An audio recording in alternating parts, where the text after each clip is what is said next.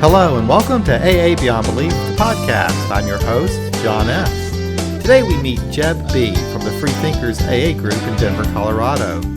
Jeb talks about the recovery process in AA, the Freethinkers group in Denver, problems with their central office, and his workshop at Waftiak coming up this November. I think you'll enjoy this very interesting program.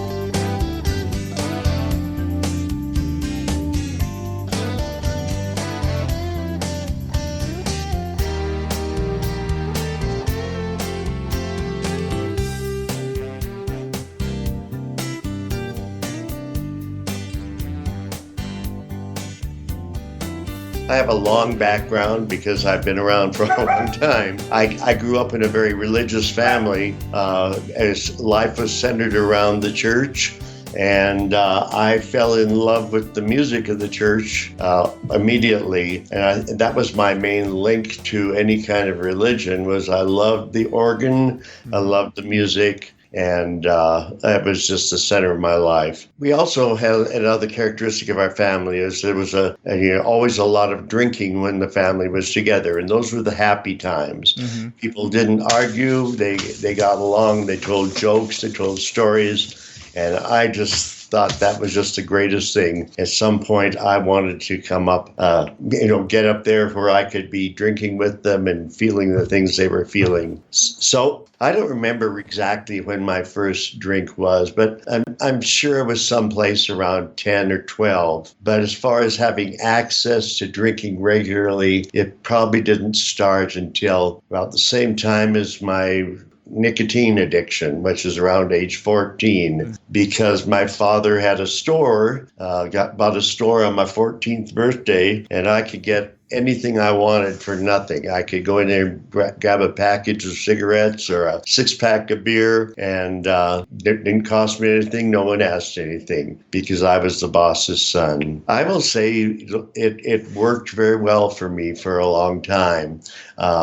Because I could let down my shyness, my guards and everything, and just enjoy being loose and fancy-free. That worked for quite a while, I say. I realized, the longer I'm sober, the more I use the 12 steps to look at my life and learn from my life. I realized that what I was doing even back then is I was running from feelings and thoughts, discomfort, and anything that made me uncomfortable. And those were pretty good fixes. I was also addicted to reading. I'm an avid reader and escaped into reading and studying, which made me a good student. And I learned to do a lot of things by myself. And I became a professional musician in time and focused on that. It was one of those things that I could do in isolation, and just it would just take all of my attention, all of my energy, and I loved what it gave me. However, I have to say that in my 20s, I started making decisions based around when I could drink, and that's something I wasn't willing to look at all. I think it was one of the biggest things was I took a job in New York City when I was just about 21, and that was a wild place to live in those days, 1960s. Mm-hmm. And I had a few friends that moved there, followed me from Montana, and we spent a lot of time drinking and carousing and doing all sorts of things that I guess 20-year-olds, 21-year-olds do. Sure. I look at. I understand today that's where I was developmentally. My prefrontal cortex was not fully developed then, so the executive function wasn't there, and I wasn't able to my judgments were not very good. Yeah. And so I kind of lived in the moment and for the moment. And I did manage to do well in school. Actually, after I'd worked for a couple of years in New York, I decided I wanted to study with a teacher in Germany. So I took a leave of absence, and boy, that year in Germany was something else. I got introduced to good German beer and one little pub after another. And in spite of that, I could show up for class, for studies, and do my practicing, and keep up with my responsibilities. And it's sort of miraculous, unexplainable how except I had a high tolerance. There's no question about it. I had a high tolerance. I didn't need much sleep at that time, and so I could show up. I met a number of other American students when I was there, and some of them already had their master's degrees and were going on for a PhD when they left. And so I thought, maybe now that I'm out of work, I should consider going back to school and get my master's. So I went through the process of applying long distance and setting up an audition for when I returned to New York. And there I was accepted to the Juilliard School. Yeah. It was a very prestigious place and a fine teacher, and it was a great thing. So I decided I could go further in debt and borrow some money to go to school for a couple of years to finish that. Again, I managed to I was functional. I took a part-time job working in a church because my primary instrument is the organ. I loved organ and organ music. And I had that part-time job and full-time school and running around like crazy. And when I finally graduated, and after some successful concerts and so forth, I suddenly ended up in a doctor's office because I was jaundiced and very weak. And I think I must have been age 27, 28, I guess it was. And of course, the doctor asked me about my drinking, and I said, I drink a little bit. The minimizing was very clear to me. And so what happened was he put me in the hospital because all my liver function tests said that I was dying, basically. And it was a rough time, and I think if I'd been a normal person, I would have learned from that lesson. But after 3 months in the hospital and another 6 months at home, with an order that I should never drink more than one drink a night. At 1 year of sobriety, I picked up a drink with friends, and it was off to the races again. Mm-hmm. Somehow or other, I managed to make it. I didn't stop drinking again for another 10 years. But what happened was I realized that the drug culture was getting really active in my neighborhood. Mm-hmm. A lot of things were available that were just complicating my life. So I had an offer of a job in Baltimore where a priest that I'd worked for in Germany offered me a part-time job that I thought would be great. I can move there, get away from the drug culture, and I can begin to, I can arrange my life with the schedule I'd have there to drink all that I wanted. And I must say I was very successful in that job. I did some private teaching. I went back to school. I must say that with all of this being surrounded by the magical thinking of religions and so forth, I got sucked in. It was just a wonderful distraction, again, from what was going on inside of me. So were you a believer at that time? I guess I was a believer. And it took a while for me to come around to looking up words like believe and so forth. And I realized that it's simply an opinion. Beliefs are like opinions. Yeah. They don't need any kind of fact or anything, any kind of evidence. And I did that bit and I fit in with other people. Yeah. We talked the talk. I'm not sure what anybody else's convictions were, what they really trusted in, but I became really pretty evangelical in my enthusiasm about it. Mm-hmm. And I can honestly say that it kept me afloat because I didn't deal with childhood memories. I didn't deal with a lot of other things that made me uncomfortable. Mm-hmm. So this, I could say, I even decided, I probably should go to seminary. Mm-hmm. So I actually started a master's degree in theology at an ecumenical seminary ecumenical university and seminary. Mm-hmm. Baltimore, and I did well. Yeah. But I also brought myself back to where I was when I was a teenager. That this is all just a bunch of myth and wonderful historic stories that people wrote and so forth. And I became, I got really conscious of the fact that this was more of let's pretend. Right. When I was a child on Saturday mornings, we sit down in front of the radio and we listen to a radio program called Let's Pretend, sponsored by Cream of Wheat. And it was, and we would go into another world and pretend things were true.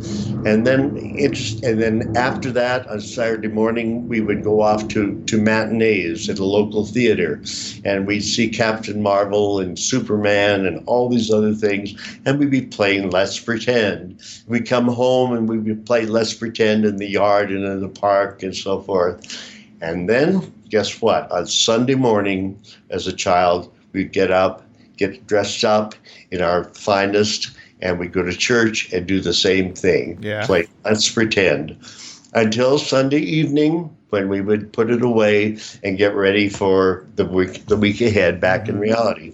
And see, I when I got back to working with the church, I started doing the same thing all over again. So it was very interesting. But I can honestly say that it was an addiction, and a distraction for me, just like everything else. So because I was so much in the middle of things, I was head of the Dawson Music Commission. I was on the Evangelism Committee for the Diocese of Maryland. All these things, I was involved in an evangelism retreat. And this seems strange to say today, but I was the spiritual director. And I led people through a lot of things in centering prayer and so forth.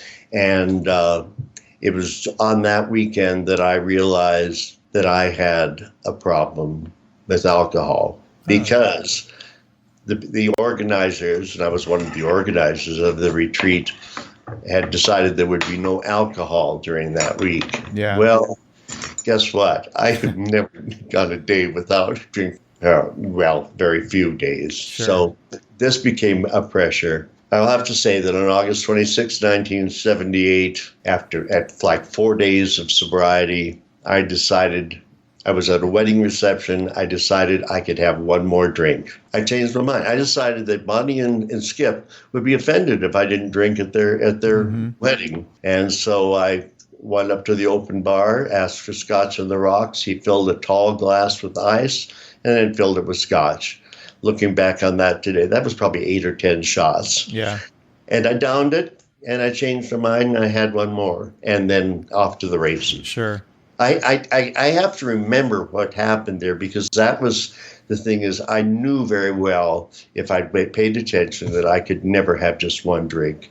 And I certainly proved it that night. The next morning I woke up on the middle of my living room floor where people had dumped me, and I remembered all of the outrageous things that I did and said with people that I loved and I thought respected me and so forth, and I was totally ashamed. And my thing was, and this, I simply threw my hands in the air and said to the universe, take away the bottle, take away the craving, and make me open to whatever help I need. And that was for me just that was a decision on my part. Right. I knew that it was over. I could not do anymore. So then I had to start the next day doing some real reparation, whatever it is, and swearing that I would never drink again, tell my employer, and start making restitution for a lot of the wrongs. And I did not go to AA. That's what I was wondering. You were basically doing the principles of the 12 steps already without even being in AA. You've got it. This is very interesting. And so I found it. I went to a therapist, and they insisted I had to go to counseling, but I had to have a counselor who was religious, because I didn't want anybody messing with my narrow-minded preconceptions, right. my prejudices, as it were. Yeah. So I got this Episcopal priest as a counselor, and he wanted me to prove that I could do controlled drinking. Wow. But the wonderful thing was he sent me off to a psychiatrist who put me on medication, and the instructions said there could be no alcohol use. Mm-hmm. So I took that back to him, and I said, "Look here, I can't drink again." Well, make a long story short, at 1 year of sobriety, I knew that I was going to have to drink or kill myself if I stayed in that job. So. Of course, now I realize that if I had drunk again, I'd be dead. Yeah. But I resigned from my job right then because it had become impossible. They couldn't manipulate me the same way as they could when I was drinking, because I had my wits about me and I was trying to be more responsible and honest and all those things. So I quit the job, decided to put my house up for sale, and after several months, I moved back to be close to my family, and I was in Montana.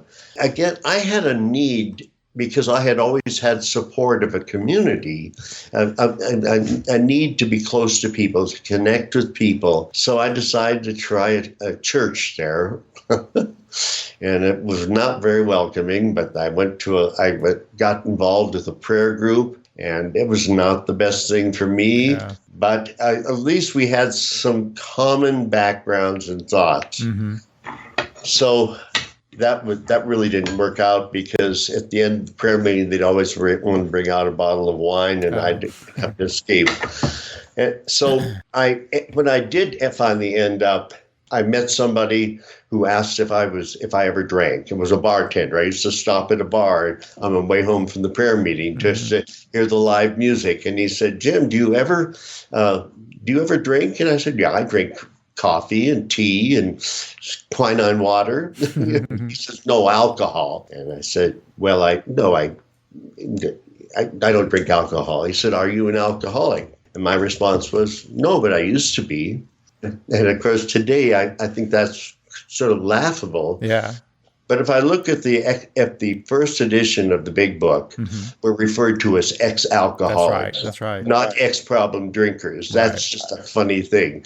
So, but he told me that he and the barmaid were both in AA. They'd both been to treatment in the last year, and suggested I might want to check it out because there's some people there who found a way to live without alcohol.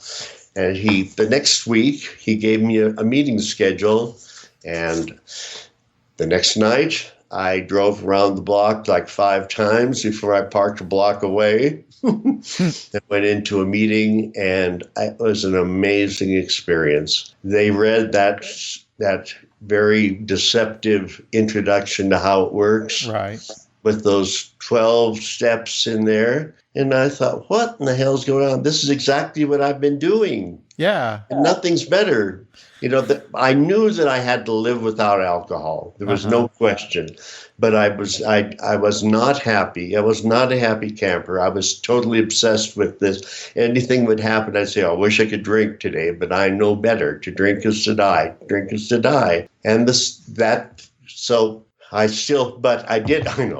heard things that I love, that people quoting the doctor's opinion about the allergy of the body, which is not really an allergy, but that phenomenon of craving and the obsession of the mind. And I thought, man, that certainly describes me. And so many things they said I really related to.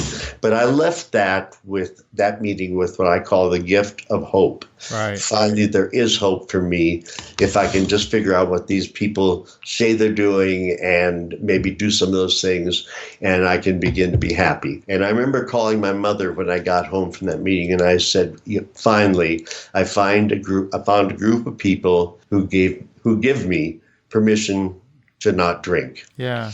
And, oh, man, and I think, they go out for coffee before and afterwards and so forth, and it was just an amazing experience. So I got hooked on the fellowship right there, started hanging out at AA meetings because I really needed a substitute for the time that I spent drinking and doing other things.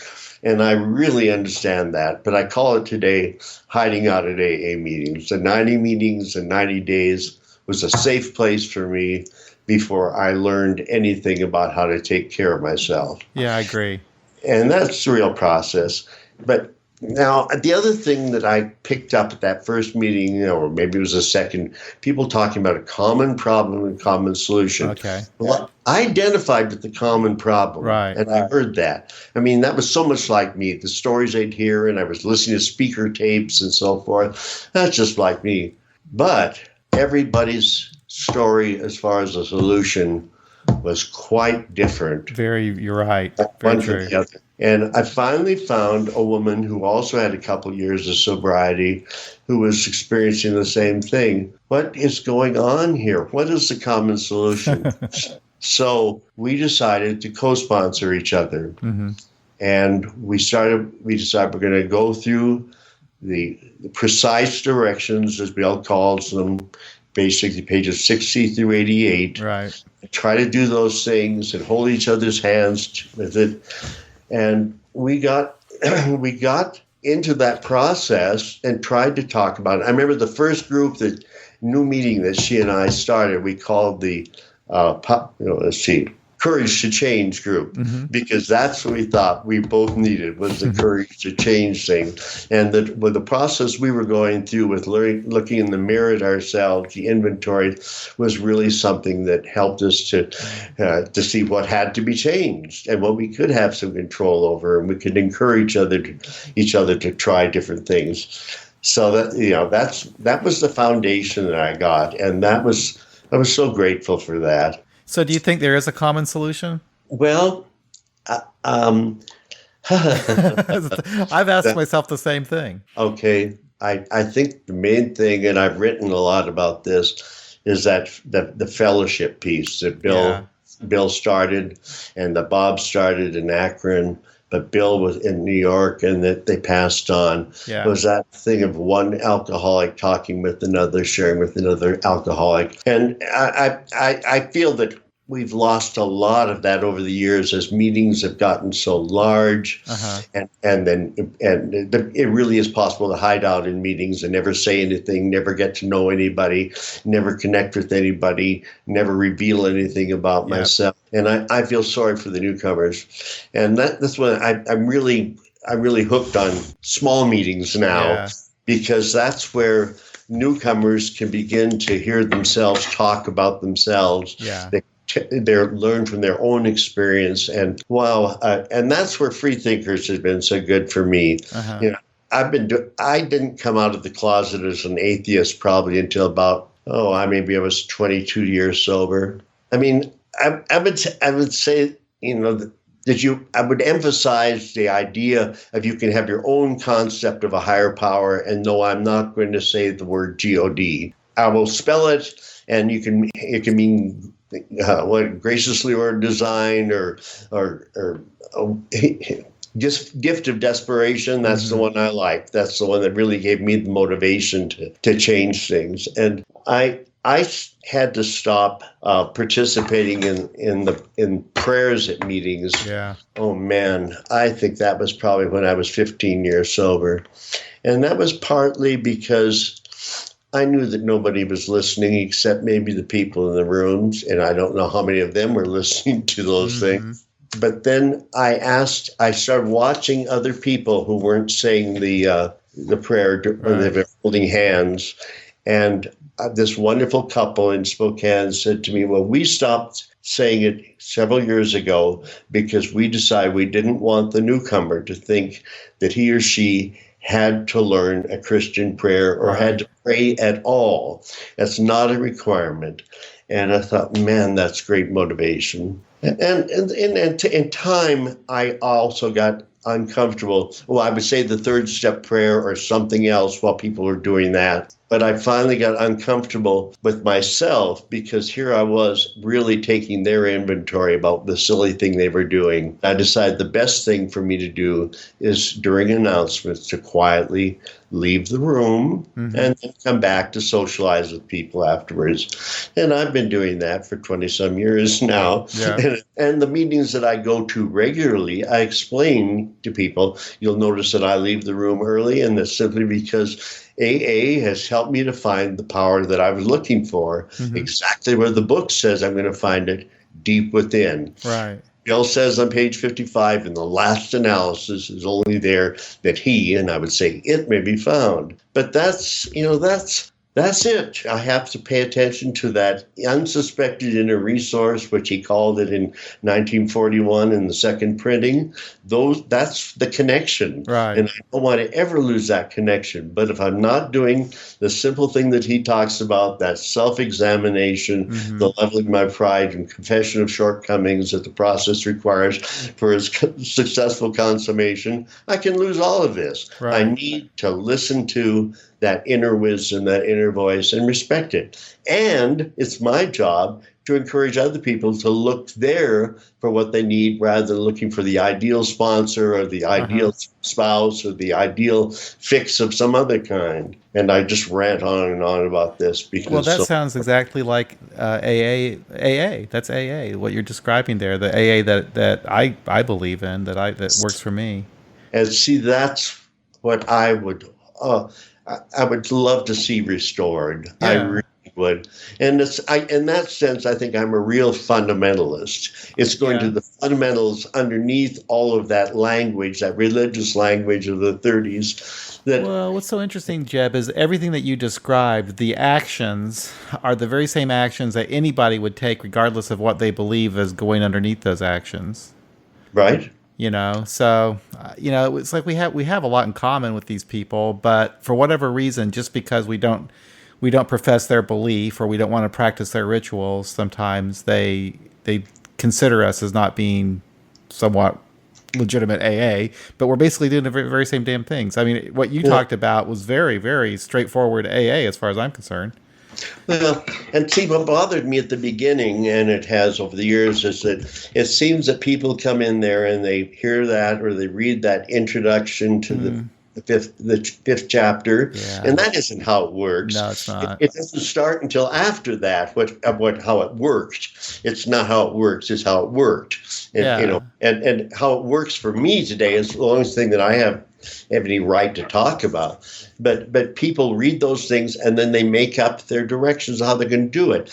And how many books have I read and things from that make up the directions? They completely ignore the precise directions, the process. And I will say this: when I was about 8 years sober, I decided I knew I couldn't make a living in Montana as a musician, totally as a musician. So I decided I wanted to go back to school and get a second master's degree. I went back to school, got an interdisciplinary degree in psychology, education, social work, and sociology. It was a guidance and counseling degree. And had no interest in becoming an alcoholism counselor at all. Right. And so my aim was to become a licensed professional counselor and work in that field. And I will insert here, one of the motivations is my closest friend, my soulmate, committed suicide in recovery. And I would say that one of the things that contributed to it was he was told by people, either you get God or you die. Wow. And I saw that happen more than once, people being driven out of the rooms. So I really wanted to work on suicide prevention. And that became a major thing. And that's why I went back to school. And during that time, during that education, I really learned so much about myself, and began to work on honing my understanding of the process, so that I could perhaps help other people. Ended up working in treatment facilities, and amazing how they had no idea of calling themselves 12-step based. No idea of the process at all, but making up directions on how to do things, which made me very uncomfortable. And I can recall my advisor when I was back in school, saying, you just think that the 12 steps are the answer to everything. And I say, well, the process is the answer to everything. But he also said to our group of would-be counselors, process is our most important product. And that's the whole thing that I believe is I have a responsibility to try to transmit the process to others if they want it and are able to use it so that they can reap the rewards that I think are promised by the big book. Yeah. And the 12 and 12. Right. Most people miss out I told you I'm an avid reader. Yeah. And, it's an escape. I also read the 12 and 12 in the first year and discovered up in the 12th step, he says, at this point we begin to practice all 12 steps on a daily basis so that we and those around us can find emotional sobriety. Mm-hmm. And I look around the rooms, I say, where in the hell is the emotional sobriety? It's probably because they're not doing this stuff. Right. And they keep saying the principles are something else. Right. No. But if I'm going to, that's one of the things that I've had to do is make up my own glossary of terms so that when I read the literature or when I talk or I listen, I have some idea of what things mean to me. Right. I really don't know what Bill meant when he used the word, the words, but I can guess. And one of the things that I have in front of me is a sheet that I'm going to use in my workshop in Austin in November, which is it's titled "Words Are Only Symbols," and it's a personal glossary of terms. And a lot of these are words that I didn't even look up until I was 15 or 20 or 30 years sober. One of them is the word step. Okay. And I happen to be fortunate enough that I was born the same year that the big book was first printed. Okay. 1939. And I have a 1939 dictionary. And one of the definitions for step is a course of action. That's so important. And then I have the advantage. That's important, isn't it? Yeah. And the other thing that I hang on to is I have a chair sitting in my living room that was my grandmother's platform rocker. And I have it because it was handed down to me because I really wanted it. Nobody else wanted it. When I was 6 or 7 years old, sitting on Grandma's lap, I said, Grandma, what does spiritual mean? And she said, well, spiritual means non-material. Okay. All the things you can't see. So that means to me today, my feelings, my thoughts, my dreams, my ideas, my attitudes, all of those things that affect my life in the physical world. But those are the things that AA has helped me to value and pay attention to and learn. And so, so spirituality ended up, I was in the dictionary, it says dealing with attitudes, ideas, emotions, beliefs. Yeah, that's what I'm trying to do. And so, but I know from trying to share my understanding of things even in our non-prayer meetings, that's what our non-religious AA meetings, people will say, well, I would never use that word spiritual or spirituality because they're locked in. And what I'm looking at is that piece from William Paley that Bill attributed to Herbert Spencer, of that contempt prior to investigation. I need to. Closed-mindedness was the big thing that kept me away from AA in the beginning. It is the big thing that was the resistance I had to any new ideas for running my life. And they read that in all these meetings around here. Some of us tried to hold on to our old ideas, and the result was nil until we let go absolutely. It took me years to let go of a lot of my old ideas. And today I would call them ancient ideas because they are like first century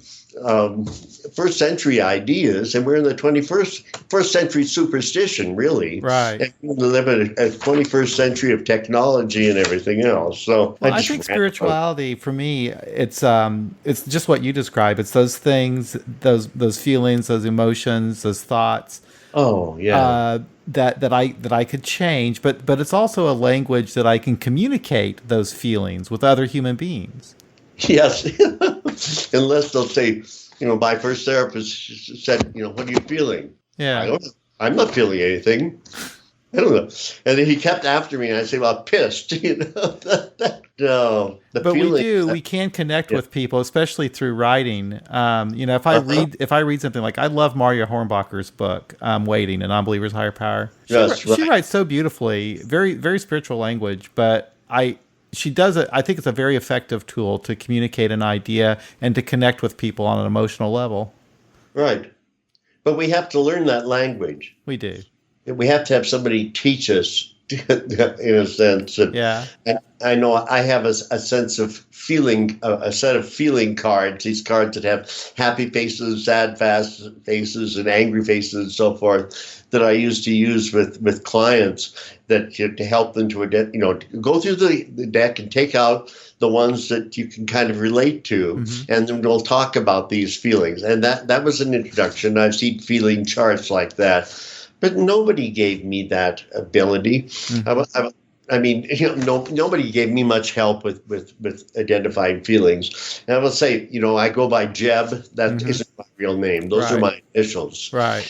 But I would say after Norman committed suicide, I had an experience that I never want to forget.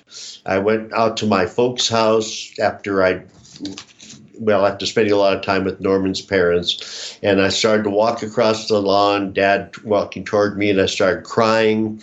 And he said, "What's wrong?" in his lovely, friendly way.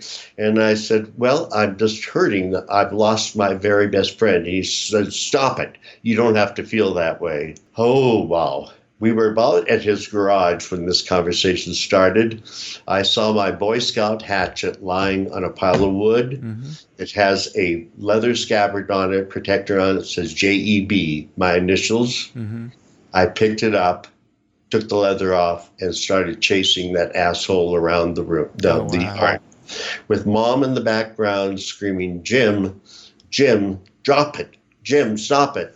And the thing that saved us was what she says, "Jim, call Roger." Roger was my sponsor. Uh-huh.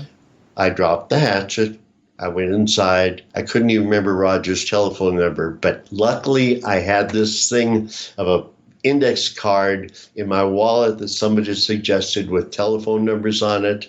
And even I called Roger sometimes every day, but there it was. So I called him, and he helped me to just calm down and accept what was happening, and go to my father and tell him that I would really regretted what we'd done, what I'd said, and I would do everything I could to never repeat that. And so that's the piece of, I had to have a new identity. Yeah. And that was 32 years ago. Mm-hmm. That incident, but I keep it alive because I keep remembering that's a part of my story. Lessons learned. I never want to be I can be just as crazy, sober, alcohol free as I was when I was drinking. Oh, yeah. Crazy. I never went after anybody with a hatchet or anything else when I was drinking. But that's really important. So when I finally got away from working for churches in 2002. Uh-huh. I still do some substitute work because I'm very good at it. It pays well. I love the music, but I got out of the regular employment there. I started being honest with myself and others about the fact that whatever it is something that's inside of each one of us, and that's what I need to work on connecting with. And so I decided to ask everyone but family to start calling me Jeb. Okay. Because that was the new me. And it's funny, if somebody in a meeting, when I say my name is Jeb and I'm an alcoholic or Uh-huh. recovered alcoholic, and they say Jim, I cringe. It makes me so uncomfortable. Isn't it interesting? It's kind of funny. A lot of people don't know this about me, but I did kind of a similar thing. Mine was the opposite, though. When I grew up, I went by my initials. Everybody called me JD. That was always my name. Uh-huh. And I stopped using that when I got to AA. and I've been John ever since. Oh, really? Yes. Yeah. I felt like, I don't know why I did that, but I just felt like, I don't know, I needed a clean break from my past. Yeah. Well, anytime there's a major change, whether it's a move or or a relationship, there's a personality change that takes place, and a personality adjustment, an identity adjustment. Yeah. And so my identity as Jeb is a recovered alcoholic, and actually I didn't start doing that consistently. The Jeb thing, no, hardly anybody except family here in Denver think of me as James Earl Barrett. Right. And there's very, very few people, just people that know me from my family, that know me and call me by my initials. I was kind of curious, Jeb. So how did your group in Denver start? Did you start that group? The Freethinkers group? Well, yeah. I've sponsored hundreds of men and women over the last 30-some years. And one thing that I have found is it was really important when we were working together to take the literature for what it is, take what we can use and leave the rest. And, and it's, I refer to it as being the digestive process, and then some of the stuff is just filler, and I can just poop it out, as it were. But the stuff that can, and try to get people on track to doing the stuff that I know works. I have no authority to talk about how the other things that people do, because I'm not doing that. I'm doing what I do. And so some of the people that I met here in Denver, and I started talking about, wouldn't it be great if we could have a secular meeting? And so there was 4 of us, I think, decided, okay, let's start looking for a place. About that time, there was a building, an organization called the Secular Hub had its grand opening, and I had joined the Freedom from Religion Foundation after someone gave me a copy of Free Thought Today. And man, there's more people who think like I do, or at least don't think the way I used to. And so I thought, this is a great place. This was 3.5 years ago. And they said, here's a great place for meetings. So I met with their board and asked if we could have a meeting time and space. So we started out October, well, it'll be 3 years ago this month. Okay. I think, and this next week, it'll be 3 years ago. We had our first meeting. I think there were 6 people there. And it has just been amazing. I immediately registered us with GSO, right. And then I tried to get a registration, get listed in the local schedule, and I wanted to call it a secular AA. Right. And the office manager says, "Oh, you can't call it that because you can't have a group named after this meeting place." And I said, "Okay." She says, "Well, in some places I'm calling we agnostics. Others call it freethinkers." And I said, "Freethinkers sounds good to me. That sounds like open-minded." Yeah. So I said, "Let's do that." So we decided to do Freethinkers in AA. Then she refused to list us in the schedule. Why?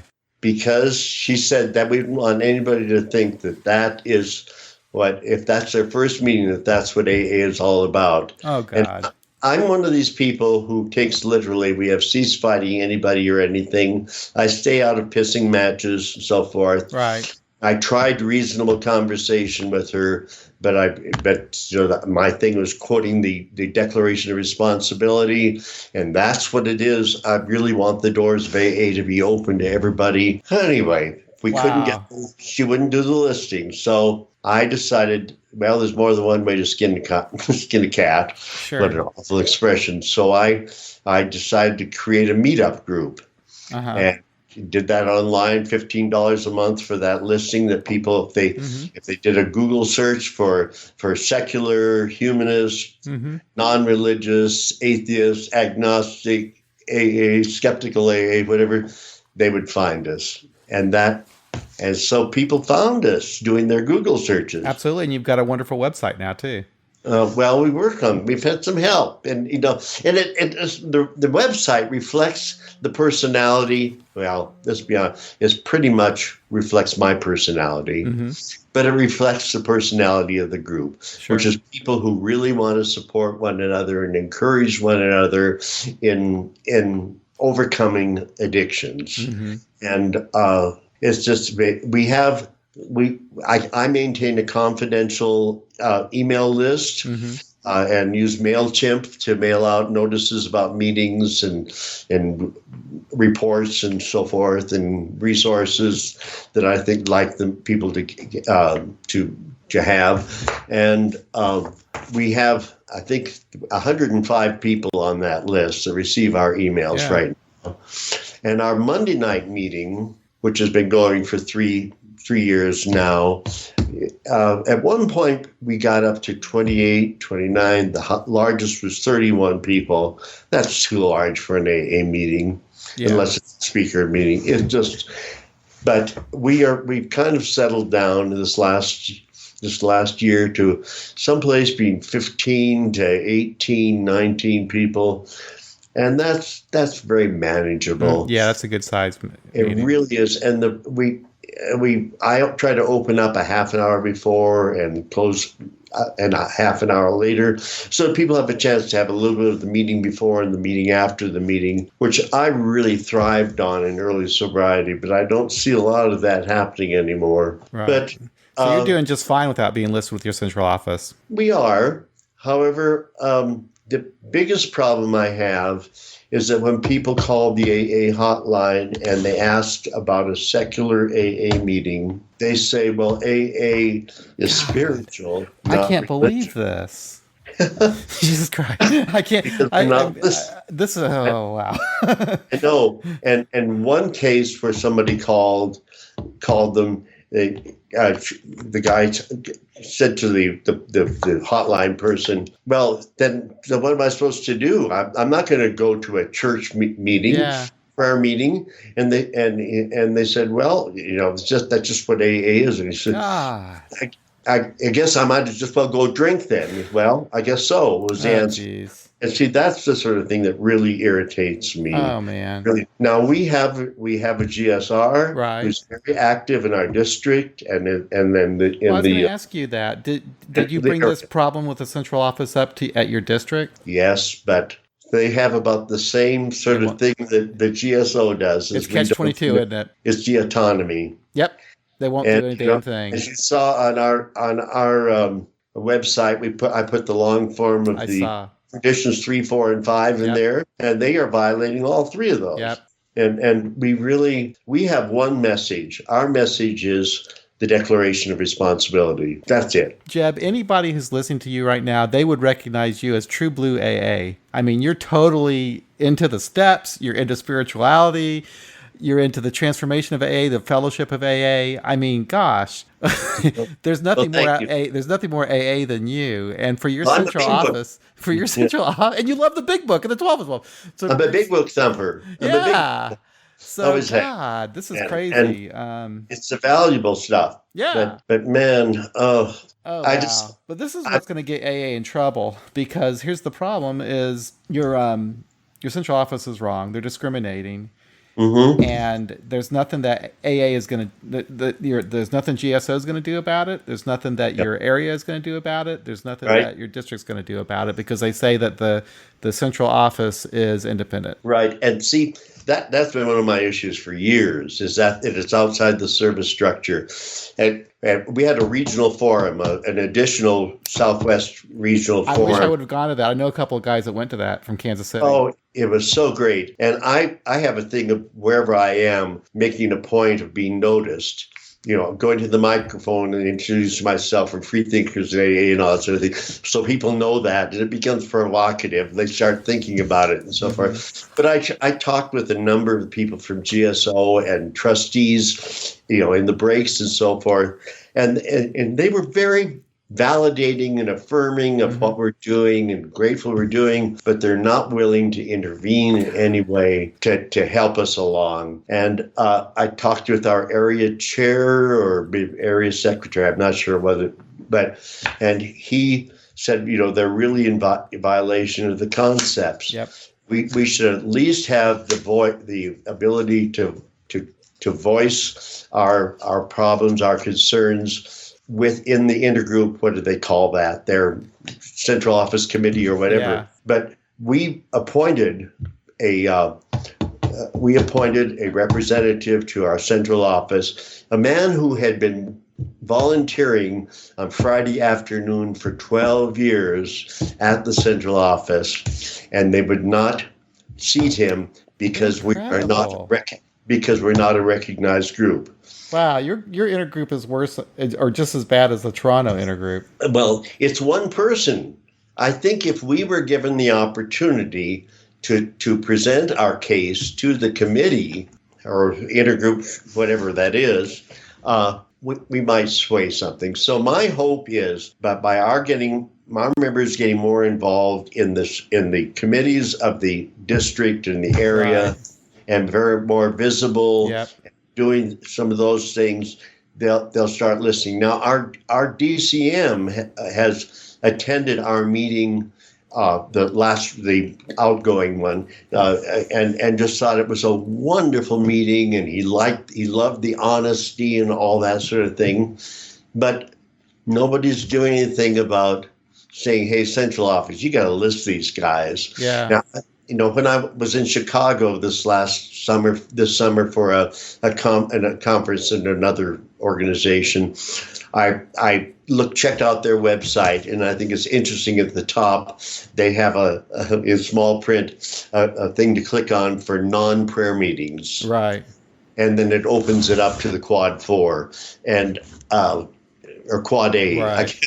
Quad is redundant. Yeah. And I thought, man, maybe I'll try that suggestion to her. Huh. So we list as many of all of the secular groups in Colorado. I saw that. Mm-hmm. You've got a great website. You really do. Got a lot of good information on it. Yeah, I wish I could get a few more of our people to write some personal stories and so forth. I haven't even written anything myself to put on there. But I think it's just useful resources, and I'm committed to the group process. That's why I put Yalom's therapeutic factors on there. Yeah. Why AA works, the universality, there's so much that happens in AA just because we're together and we feel safe being honest. Are you the one who wrote the alternative steps that you have on your site? How'd you guess? I thought so. Yeah. Well, it's my thing is, I know, and that Bill tried to reflect or summarize what people were doing, first of all. Uh-huh. And then in the 9th hour, the 12th hour, he decided to write 12 steps to kind of reflect it. And they didn't reflect it. They don't reflect the process. No, yours are beautiful. I like yours. The first step is concede to my innermost self that I'm alcoholic. Yeah. That's it. Not admit. Oh, my gosh. You're right. So, you wrote it out exactly. We concede to our innermost self that we were out. That's exactly what it says in the big book. Yeah. And so most of it uses expressions there that are the process that I think. So you're looking at the process when you were writing those. Yeah, that's that was I know one of the people from GSO that I was talking with, one of the staff members, and during a break she said, "Well, why don't you just start your own? Why don't you just start your own movement?" And I said, "But you don't understand. AA gave me what I have, and AA the stuff is there." And she said, "Well, do you use the steps?" And I said, "Well, not the way Bill summarized the process, because that's misleading. Right. And it's there for the religious people, the Catholics in particular, who if they thought that something was not going to go against their beliefs and so forth, or their authority, that they would tell them they couldn't go to AA. So they're written for people who have that religious bent. Right. So my thing was, I just have to look at, what is the process? But more recently, I've come around to the fact that, that 5th chapter says, rarely have I seen a person fail, and so forth. Right. And I used to say, really should say, rarely have I seen a person who has thoroughly followed our path. I mean, I have known very few people who followed the path, even with those 12 misleading steps. Oh, yeah. Let alone the process. Right.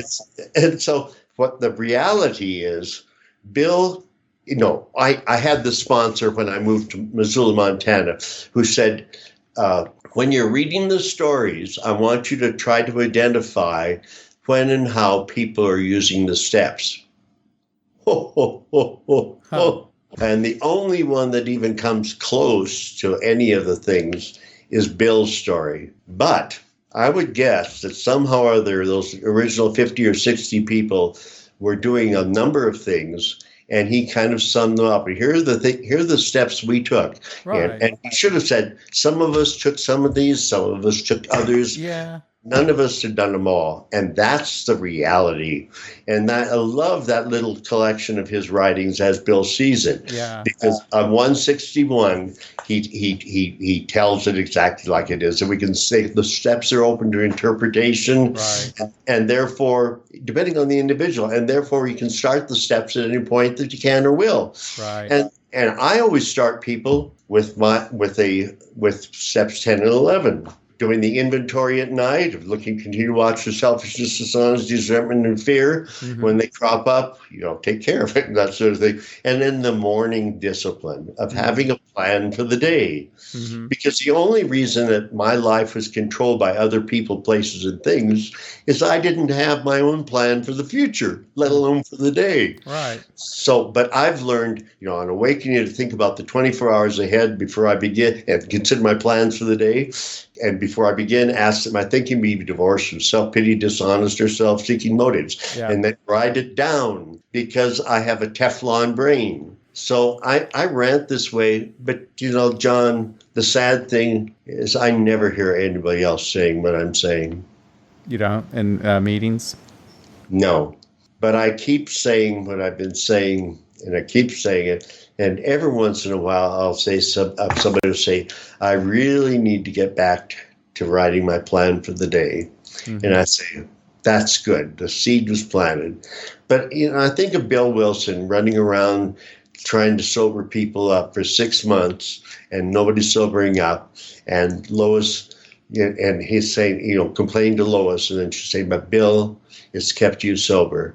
That's what it's about. That's why I need to keep, you've got to give it away to keep it. Right. That's it. And that was pounded into me at the beginning too. Same and I'd say that the majority of people don't seem to want to give it away. The majority of people don't sponsor people, Jay. The majority of people don't have a sponsor. Mm-hmm. The majority of people are still in isolation. And if there's anything I want, is for people to connect more with one another. Yeah. Well, that's really interesting. That's some interesting observations. I think you're probably right. I noticed that at my old home group before I started the We Agnostics group, that it was like that. It was kind of superficial. At least it was for me, because I think I just stopped. I realized I wasn't believing this stuff anymore, at least the way it was worded. Learning, when I finally met people who are willing to question and willing to express a kind of skepticism about things. And I think that was when I was back in school working on the second master's degree. Mm-hmm. Was learning that, that I didn't have to believe everything that I heard and everything that I read. And now I could say I don't have to believe everything I think either. Yeah. But that's really important. Leave that questions there. And that's the scientific method, is always be willing to question things, because maybe there's another answer. Maybe there's more. And, one of the liberating things I guess it was 1990 when I was working on my master's thesis, which was on addiction and spirituality, I found that the origin of the word addiction, it comes from a Latin word, adicere, mm-hmm. Which means to give my voice over to, in other words, to give my will and my life over to a substance and behavior. So that's what it was. I turned my will and my life over to alcohol for many years, for nicotine for many years, to work, to food, and I had to somehow turn my will and my life over to the care of what AA has given me, that relationship, that inner self. and that I can value. So today, AA has helped me to develop self-esteem, self-respect, and things that I didn't have. And but I have to still sit in those meetings where people are beating themselves up as being a worm and no man, and and just flawed. And no. And I love the way, I often quote the very beginning of the big book. It says that there were more than 100 men or women. Well, he was exaggerating because he was just like me, who have recovered from a seemingly hopeless state of mind and body. Yeah. And I underline the word seemingly. I only thought before I came to AA that I couldn't have a life. I couldn't be happy. I couldn't be free at all. But I found out I was given the gift of hope, and I found out that I was lying to myself. I could have these things. And I just had to be willing to give up a lot of old stuff, bit by bit. So that's that's it. But I would say our group is pretty healthy right now. Yeah. We started last year. We started a second meeting, a Saturday morning meeting, 9:30. I thought, well, that'd be a great time because I know there's some big meetings on Saturday morning elsewhere.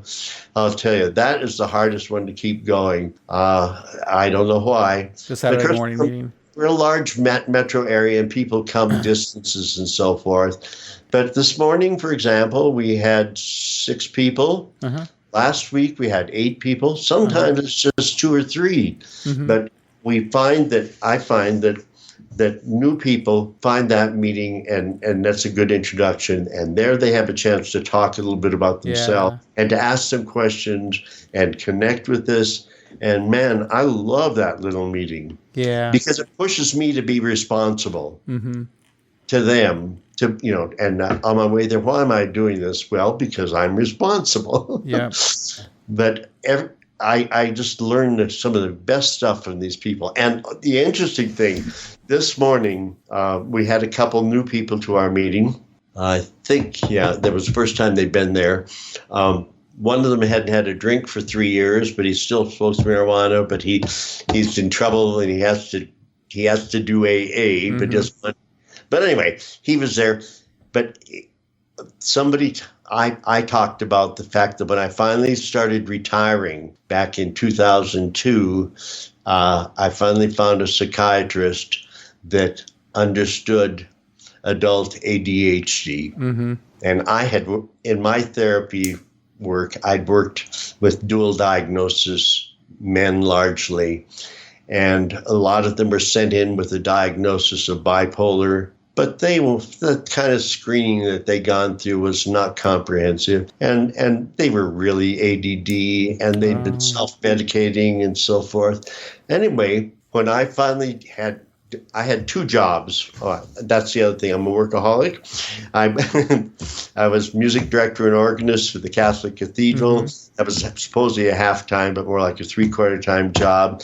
I was the clinical supervisor and associate director of an outpatient mental health and chemical dependency program. But when I retired from those 2 things, my mind no longer had things to discipline it, and I was crazy. I felt crazy. And I finally found a psychiatrist who understood adult ADHD. And he was the one who said to me at that first session, well, it's pretty clear to me that you've had a habit of self-medicating your whole life. And so that was the beginning of my real recovery again, was to get a proper medication for that, and I've had to change it over the years because the body builds a tolerance, and everything it responds differently. So but this morning's meeting, I said a little bit about that in the meeting, and every one of the men at the meeting this morning said, well, actually, I was diagnosed with ADD when I was a kid, or I know I'm ADD and I haven't done anything about it, or I couldn't survive if I didn't have my meds. Right. And I thought that was so good to hear that admission, because I don't know if this was 20 years ago or 15 years ago, maybe. I remember reading research that said 78% of people in recovery from addictions have a diagnosis, or should have a diagnosis of ADD. Isn't that interesting? And that's all over the place. So Anyway, that's, but I think that I wouldn't be aware of any of these things if I hadn't learned to pay attention to what's going on inside of me. Yeah. Well, this has really been fascinating talking to you. I really thank you very much for doing this. 'Cause I've always been interested about your group. When I was starting out, yours is a group that I was looking at, and I was always kind of curious about what was going on with your central office. So it's kind of good to know what that story is. It kind of makes me mad, but that's the way things are. Yeah. But I look forward to seeing you in Austin and your workshop. That sounds interesting. Well, I keep hoping that other people will contact central office and say, "Why aren't you listing this Freethinkers in AA?" And just keep confronting it. Let somebody else. I might actually harass them. Your central office will probably be in Kansas City in November. They're doing this big central office meeting, and is going to be in Kansas City for all the central offices in North America. That's right. And I'm actually going to be there for our district, serving them lunch. Oh, that's wonderful. And maybe I'll stop by the Denver people and ask them what's wrong with them. Yeah, I wonder if anybody from here will even go there. This is one of the things about Denver in general I've noticed is they're very, very parochial. Right. The legislature here is really not interested in what's happening in other states, and people really they're very suspicious of outsiders. It's like a very closed system. Right. And it could be central office people be the same way. I don't know. Maybe so. Well, if they're there, maybe I'll make a point of talking to them. It'll make my central office people a little bit nervous, I'm sure. Yeah. What's the big deal? I look for the day when they'll at least get rid of prayers at the beginning and ending of meetings, because it does feel like church. Yeah, I'm really coming around on that. I've been pretty bad because, I don't go to regular AA meetings, so I don't deal with that anymore. But I certainly have been holding hands, but not praying with them at the end of their district meetings and area assemblies. Uh-huh. But I think the next district meeting, I'm going to ask if they can stop doing the Lord's Prayer and start closing with the responsibility pledge. Oh, man. And we got a new GSR now, and I'm going to ask the GSR if they would make a motion at area assembly to stop saying the Lord's Prayer area assembly. We'll see how that goes. Well, where was it? I think the last convention, AA convention I went to was in San Antonio, and they were directed to not use that prayer at the end. Right. But the big meeting in the Alamo Dome, whatever, that I was there, the person who closed the meeting says, "Let us now join in the Lord's Prayer." And I heard a sigh, and I was one of the people in the balcony. And then at our what do you call it, the regional forum, closing of that, I was sure after all of the stuff that I'd said, that they wouldn't do that. But this woman got, well-intended woman, that said, "Let's close with the Lord's Prayer." And I wanted to say, "Why should we do that?" But I didn't. I was polite. I just walked out and thought, well, we're not there yet. Right. And so that's it. I can be true to myself. That's the main piece. And I think that, the integrity was what became more important to me over the years, is that I can't have anybody think that I'm actually talking to an invisible being, but a sky god. Right. Or that I turn my will and my life irresponsibly over to abdicate responsibility for my life or abdicate anything else. Yeah. And working for churches all those years and hearing the same prayers over and over, I knew very well that that's what it made people feel good, that they were asking this imaginary being to do things they weren't willing to do anything about. Yeah. And so that abdication of responsibility really became an irritant. And the prayer itself is such a huge obstacle for newcomers to overcome. It's not necessary. Yeah. That bugs me about it. Yeah. Well, Jeb, I guess I probably better get going. I actually have to go pick my car up. I had a muffler and some shock absorbers put on it today. So I'm going to go get that so I can get around tomorrow. Well, it's been a pleasure. It's been very nice. Very nice. Yeah. This has been a very interesting conversation. I've learned a lot. And I love your steps, by the way. I think I'm gonna post those on our on the podcast write-up. Yeah. And I also have another personal version Oh, really? Because this is what I ask the people that I work with, because Bill said in talking about those prayers, which I don't call prayers anymore, that it's the third step decision or discipline, and the seventh step is discipline. I ask them to write their own version of those to whatever they want to talk to, which to me it's to myself. Yeah. My innermost self is called Jeb, incidentally. But I say I think it's a good idea to write your own version of the steps that reflect exactly what you're doing. Absolutely. So I have a version of those that is more me, rather than a collective. Right. So anyway. That's cool. Well, if you'd like to send those to me, I'd like to take a look at them. That'd be fun. Okay. If they're not too personal. Yeah. Okay. Do I have your email address? I'll send it to you. I'll send it to you on instant message. Okay, do that. That sounds good. All right, Jeb. Okay. So have a great day. You See too. you in Austin. See you in Austin, my friend. Ready. All Bye-bye. right, bye-bye.